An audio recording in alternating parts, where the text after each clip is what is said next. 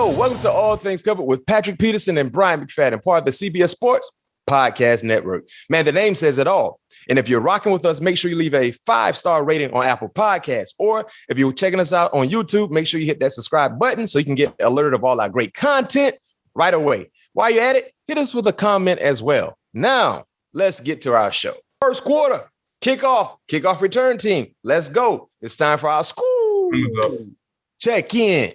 It's school check-in. School check-ins hit differently after a win. Steelers recap last Thursday night nationally televised game. The Vikings win 36-28. My score prediction was in favor of the Pittsburgh Steelers, winning 23-21. I was a bit off, but most importantly, Pat P, Minnesota Vikings. You guys got a big-time, much-needed win. But with every Minnesota Vikings game, there is some drama involved.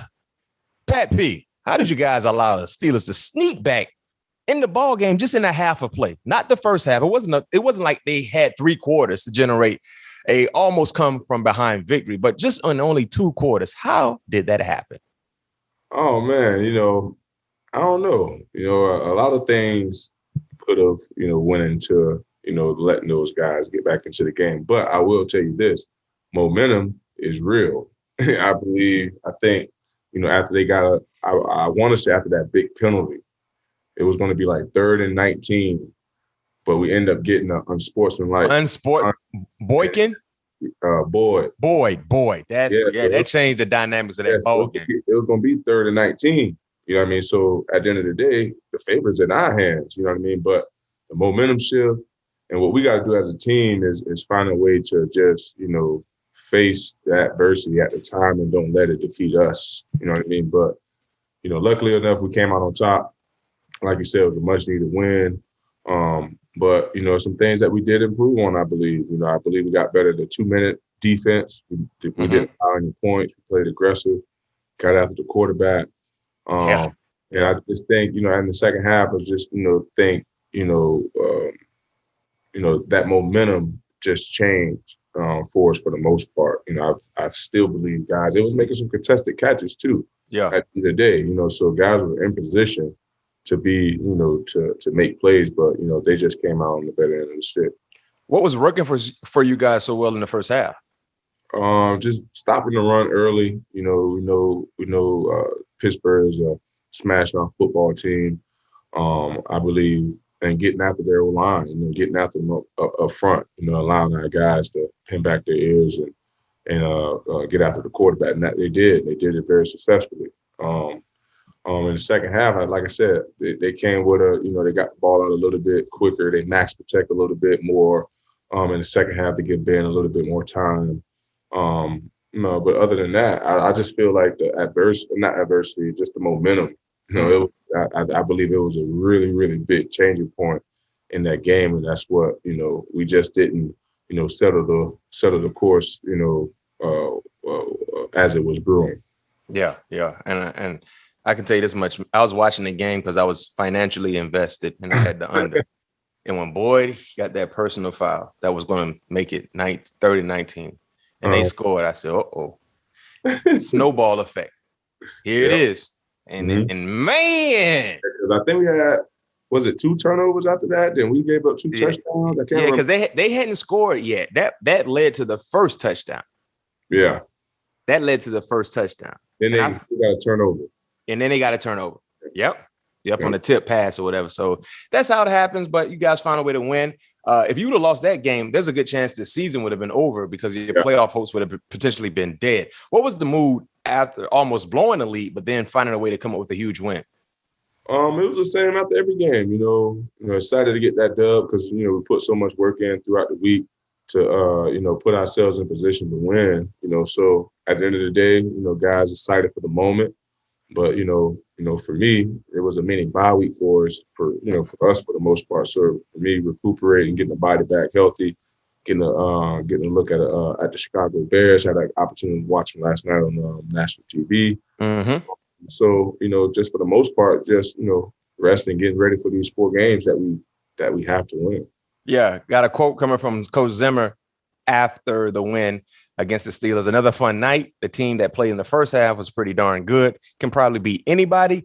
The team that played in the second half could get beat by anybody. We kept the TV ratings up too. So that's a good thing. Every week we do it. So he's acknowledging some of the issues.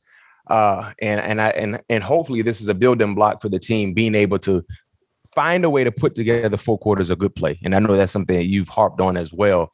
Just have to be able to generate and sustain that level of play for 4 quarters. At any point, though, Pat P, a lot of fans are wondering, you guys were up 29-0 in the second half. At any point, did the coaches consider taking some guys out? No.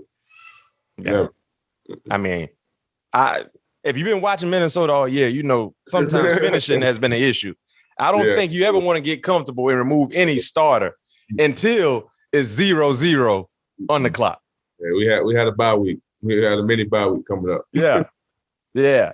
And let's talk about one play that involved you right before the end of the game. And I know what you were thinking because I saw how fast you came out of your break when they ran that play to, was it Deontay?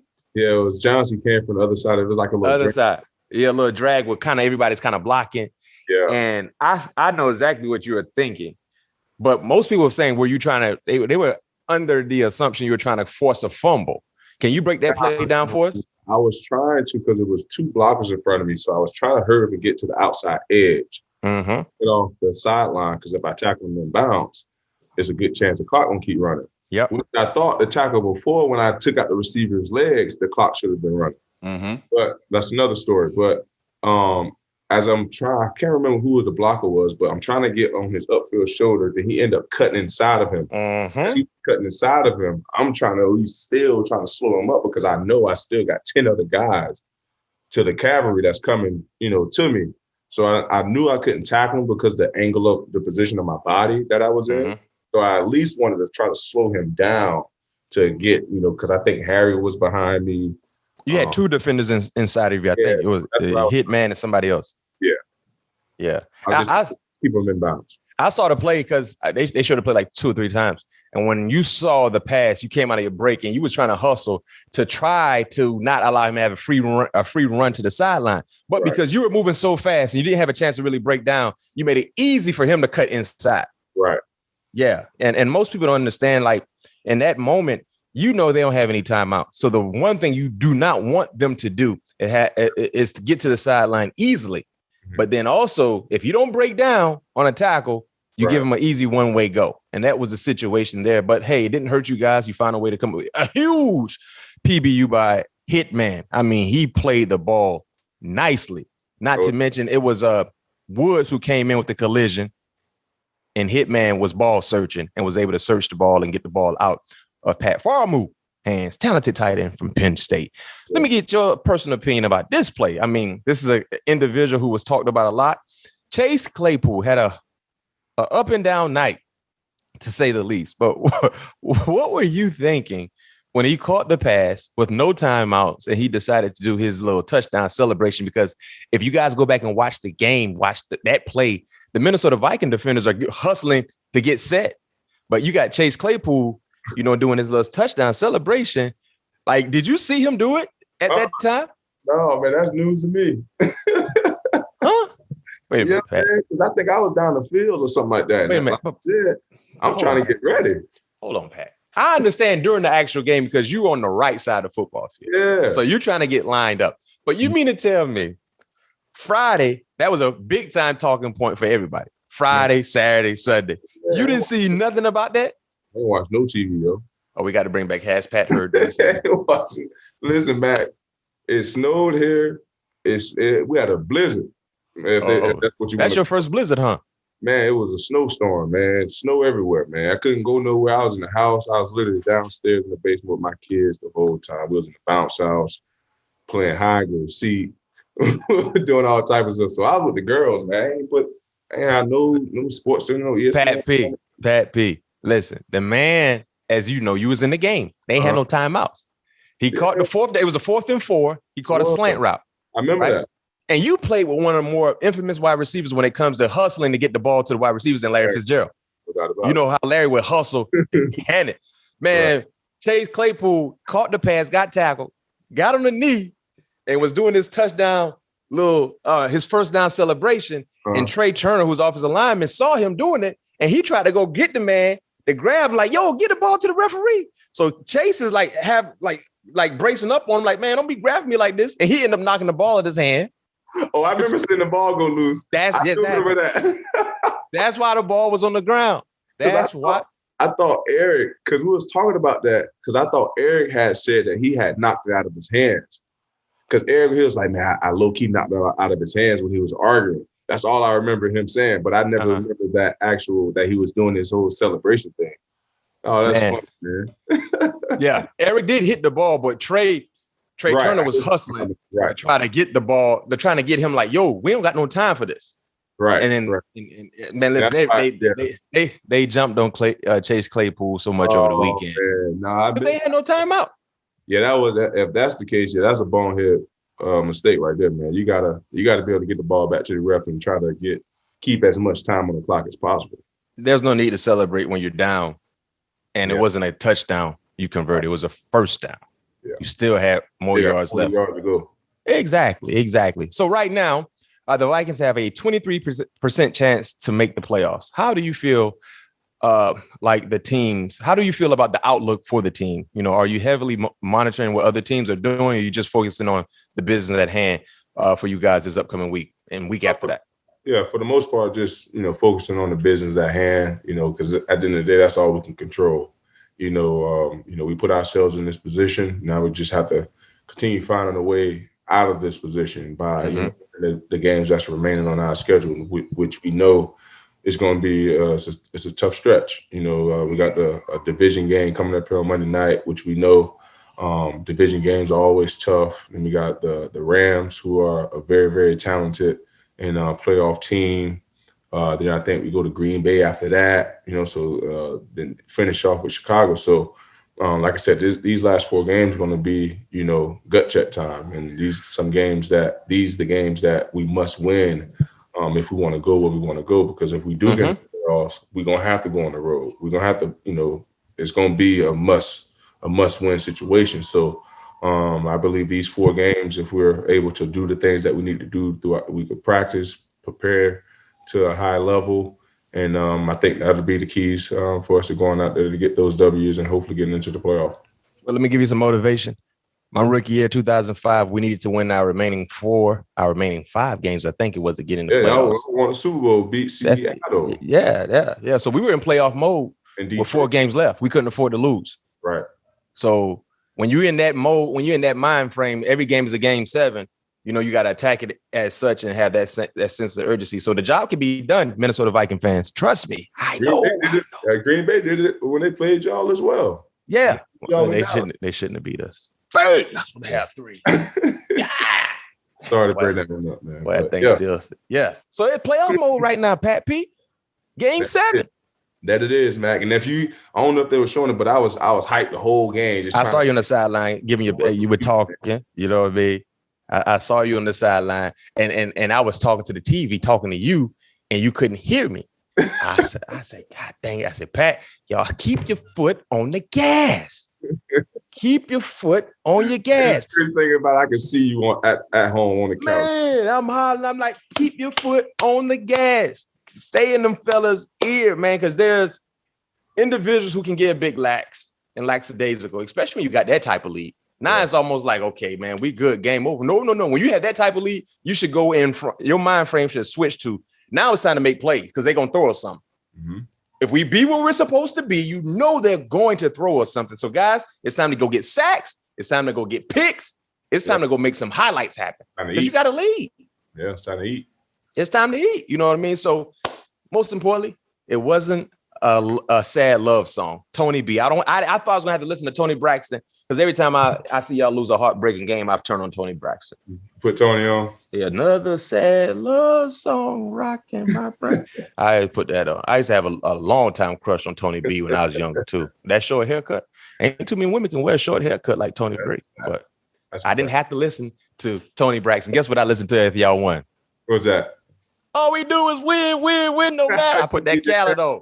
Put that Khaled on. Yes, sir.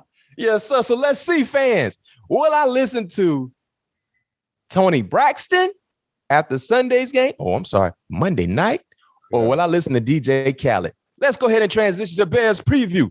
Monday Night Football. Pat P, the last time the guys played on Monday night, you were injured. That was Sunday night. That was nationally televised. Okay, Sunday night. You just played on national televised this past Thursday, but let's keep it real. Sunday Night Football and Monday Night Football a little different than Thursday night. Way different. Thursday night. Let me ask you this personal question. What is your favorite time slot to play? Out of those three?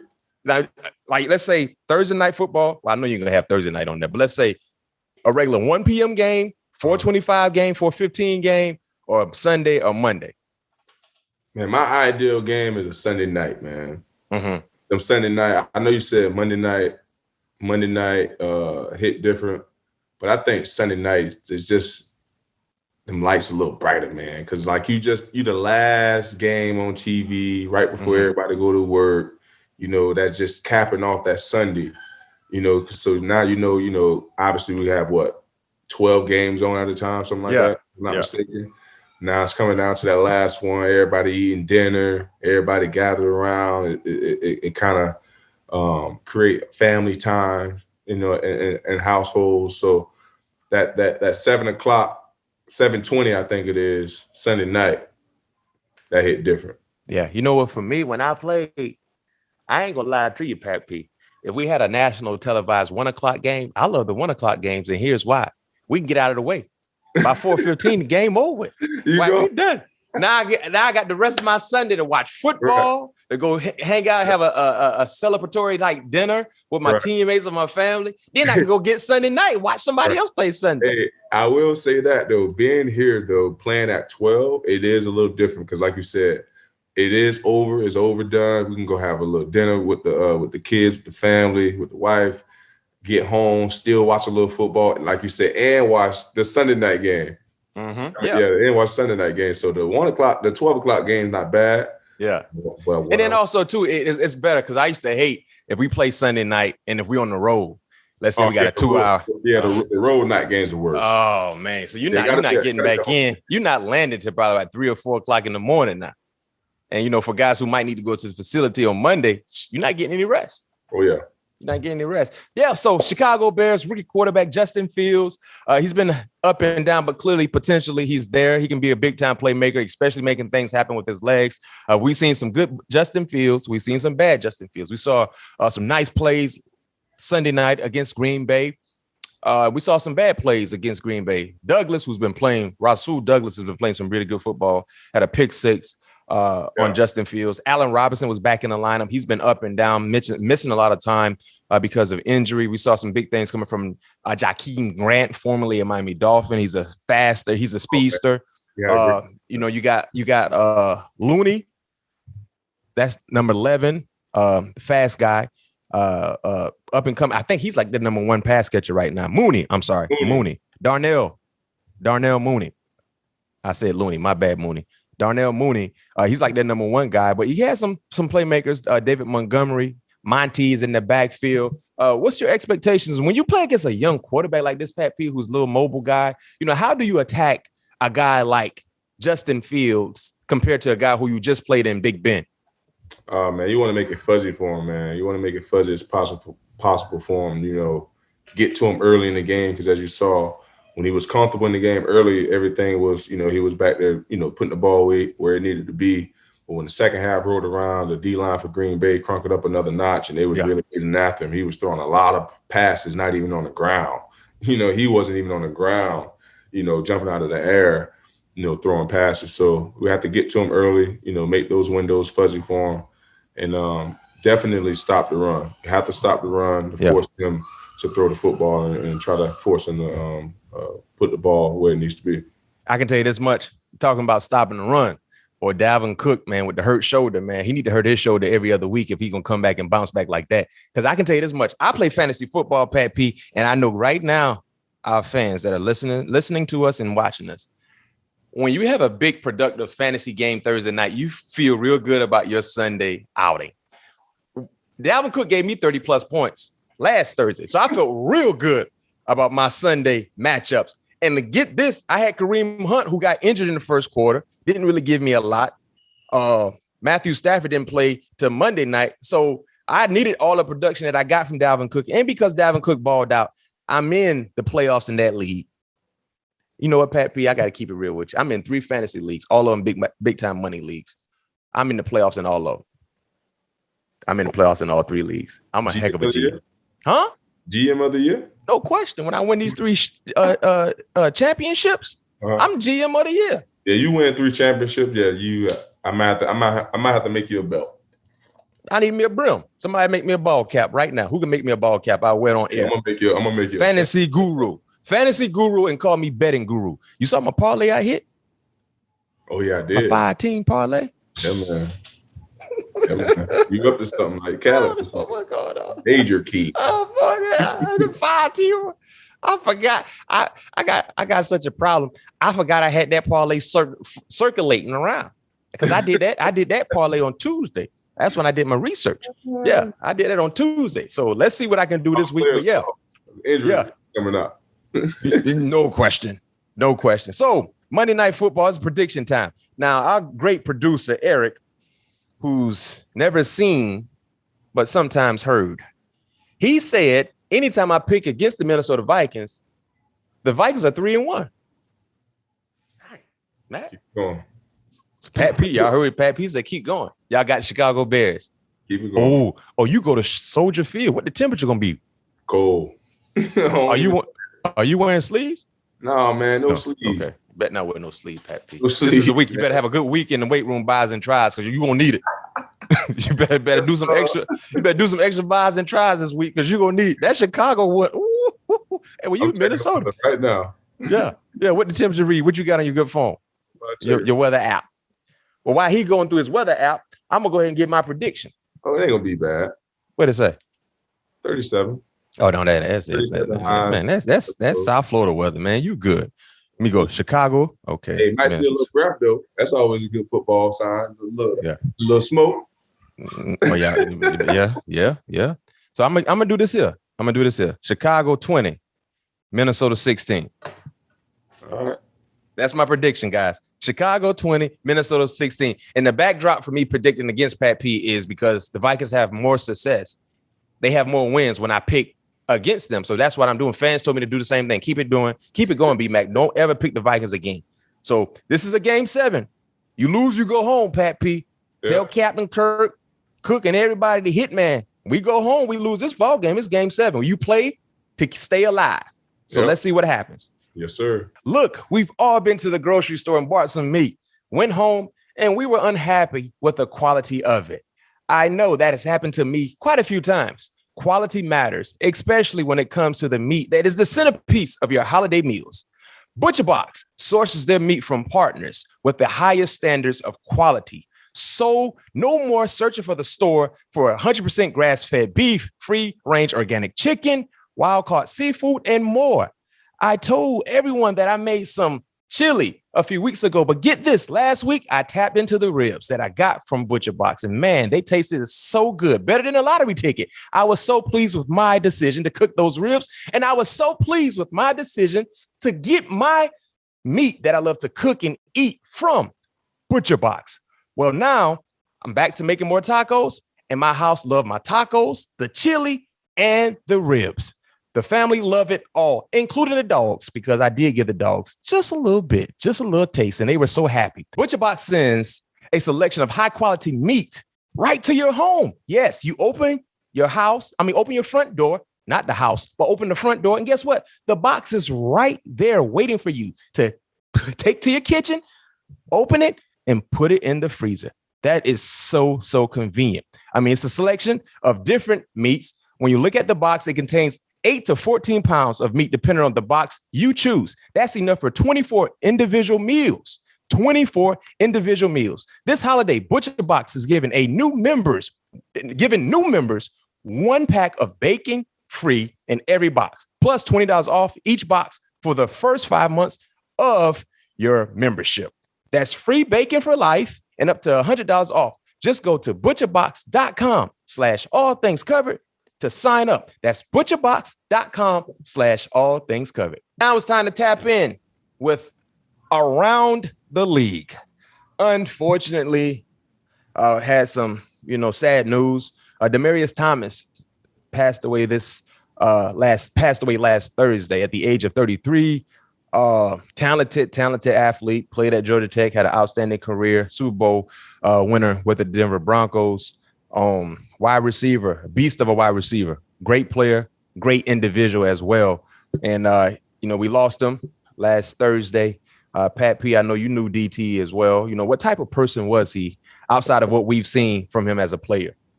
Oh man, DT was just super cool. I love cars.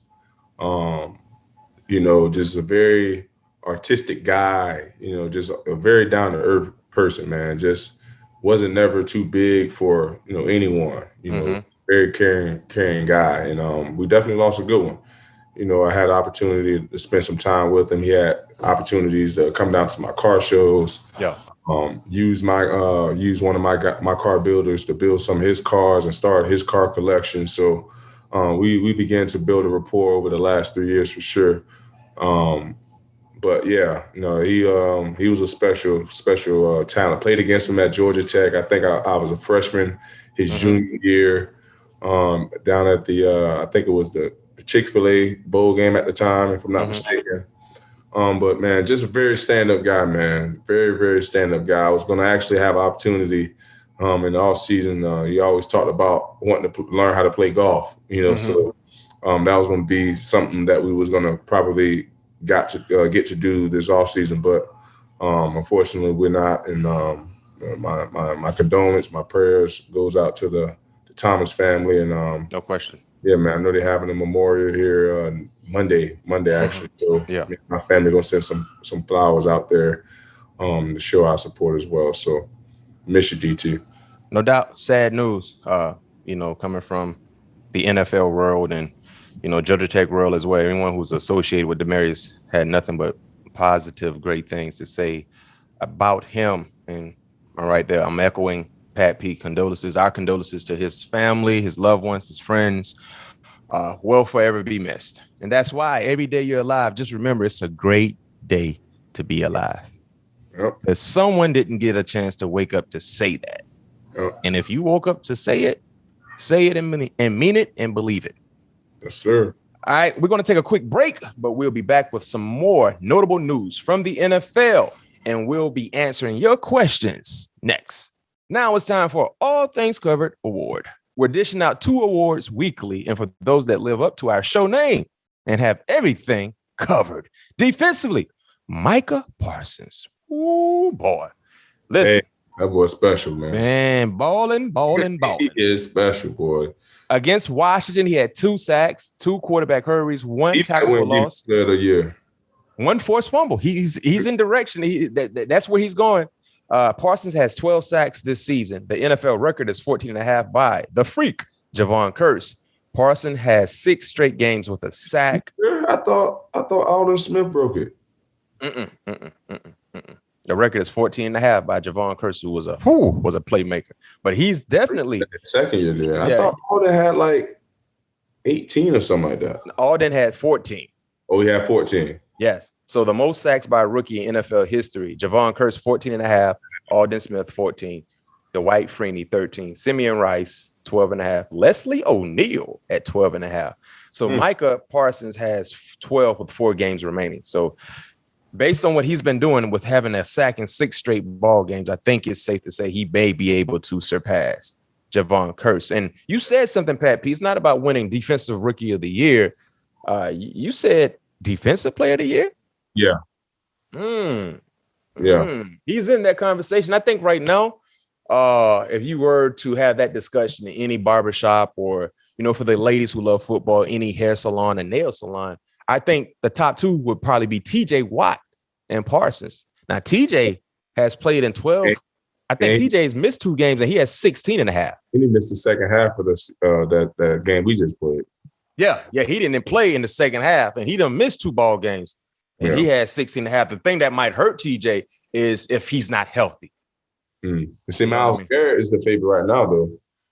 Myles Garrett. Yeah, I'm sorry. I forgot Myles. Yeah, I forgot. I'm sorry, Cleveland Brown fans. Don't cuss me. I forgot about Myles Garrett. So those would probably be the top 3 names, I think it's a close race. But we know one thing for sure. I tell you this: if what you got? Figure around because they play him everywhere. If he get 2 more forced fumbles, which is possible, break the record in a pit. No. And one thing he has in his favor, the Cowboys are always seen. Yes. And they play literally at everywhere. All positions. Yeah, he's one of the more versatile players that we've seen in a long time. He can do a lot. But guess what? Parsons, Cowboy Nation, you are our defensive player of the week. And offensively, that award goes to Rocket Man or Aaron Rodgers. Sunday Night Football, 29-37, 341 yards, 4 touchdowns. Now he's 23-5 all time versus the Bears, including postseason. 10-1 in his last 11 meetings. He's thrown 4 touchdown passes in 3 of his last 4 meetings versus the Bears. He has not thrown an interception versus the Bears since 2018. 6 straight games without an INT with a hurt toe in cold weather. Hurt bad toe. Didn't stop him at all. Shout out to Aaron Rodgers. Like Shout a out. Good neighbor. No question. Shout out to Micah Parsons. These two are the recipients of the All Things Covered Award. Guess what? Merchandise time. All Things Covered merch is in the building. As you see, I'm rocking an outstanding hoodie. Soft cotton. That's that soft cotton. It's called an Egyptian cotton. It forms to your body. So if you got muscles, it's going to show your muscles. If you ain't got none, it's going to show your muscles. Hey, I think you should get it. All Things Covered merch is now available in the CBS Sports store. You can get your ATC hats, hoodies, tank tops, water bottles, mugs, and much more. We even got some tote bags too for your laptops and your iPads and things like that. Just visit store.cbs.com. The link will also be in the episode description. Get the holiday shopping done now. And one thing we want you guys to do for us too as well. If you purchase the gear, I had someone purchase some gear and they sent it to my DM. We'll show the pictures. You know what I mean? We want to show you guys supporting us because we're nothing without you guys supporting us. And we realize that. Yeah. And we'll put you on social to show you supporting our gear, especially for Christmas season. You know what I mean? There's a lot of things you can get for loved ones. What's better than having an All Things Covered t-shirt, tank top, hat, a canteen? We got cups. We got water bottles. We got bags and everything. There's some beanies in there too, huh? We ain't got the beanies just yet. We got ball caps, snapback and fitteds. Ball cap, cool. That's what they call it, ball caps. Now it's time for 7 questions. 7 questions are where we get a chance to interact with you, the listeners, and the viewers. If you want your question to be answered in the future, leave a question attached to a 5-star review on Apple Podcasts. And guess what? We might get to it on the show. The lucky guest with the question is David Whitney. And he has a question for Pat P. I guess I can answer this as well. What's your favorite training drill in preseason camp? Or I guess he means, off season when you're getting ready for the season. In the off season? Yeah, to get you pumping. Your favorite training drill in preseason camp to get you pumping.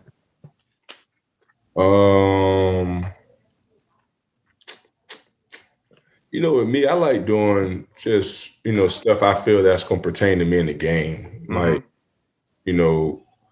put myself in position to fight the body, leaning other receiver as he's down the field, ball locations. So I'm not like a real big guy into like all the fancy ladders and footwork stuff. I do basic ladder stuff. I'm at the end of the day, I'm not using that on the football field. So I'm more of a guy. I'm much more of a traditional trainer. Like I get a lot of cardio in. I run a lot. I swim a lot. So you're a good swimmer. I mean, what's a good swimmer? I can stay afloat and get where I need to be. Well, you ain't no good swimmer then. You just stay alive. What's a good swimmer? What's considered a good swimmer? I'm asking. People who swim a lot, like can swim the length of a pool easily, back and forth, easily. That's considered a good swimmer? That's a good swimmer. Yeah, the length of a full pool. Man, no, you can't do it easy. You can't. You just said you can't do it. No, I ain't know what you was talking about. I actually what's considered a good swimmer. Yes, so you can go back and forth. You can hit up and down like 3 or 4 times easily swimming. Yeah. No, you can't. I believe you. Hey, let's get a camera crew. I bet something on it. You ain't going back and forth, back and forth. Hey, man, just put your money where your mouth is. That's what you do. Oh, go ahead, you swim. I don't think you can do it. Okay, put your money where your mouth is. I know I can do it. You think I can't do it. So put your money where your mouth is. So we talk about full length of a pool now. Yes, a pool. Whatever pool you pick out. No. We ain't talking about no little circle pool. We talking about a lap pool. Like when you go to the YMCA, them type pools. Yes, a lap pool. You go pick the pool, whatever lap pool you want to pick out. Okay. And I would take your money. Okay, Michael Phelps. I don't think you can do it. We'll see. That's fine. Yeah. That's the beauty in the betting. You don't think I can do it? I know I can do it. So let's go. But that's some of the things that I do. I kind of lean towards more traditional training. And while we're in training camp, I love one-on-ones because that goes to show if you can cover, you can't. No question. On the island is all about you. I know the quarterback has a little bit more time, but I believe it just makes you work that much harder on staying closer to the receiver. No question. I think the best training you can get is doing things that are actually game related. One-on-one drills, covering people is the necessity. I know for me, I used to love the bungee routines we used to do when I would be backpedaling to have a bungee cord attached to me, backpedaling, open up and turn, either backpedal, come forward at the 45 or straight forward and backpedal and just go. Because like you said, it burns the quads, the hips, and it forces you to stay low at a time when you're getting fatigued mentally and physically. So those are things I like, along with as much conditioning as you can do. Oh, yeah. Playing in the secondary, Pat P has emphasized this. Remember, guys that play in the secondary, they don't come out, but they go against fresh wide receivers all the time. So as much conditioning that you can do it. Thank you again. Big time questioning coming from David Whitney. Thank you again for your question. And like I said, if you would like to have your question answered on the show, make sure you leave it attached with a 5-star review. That's it for this episode. Thanks to everyone for listening and watching. We'll be back again Thursday, where you can expect all things to be covered. Peace.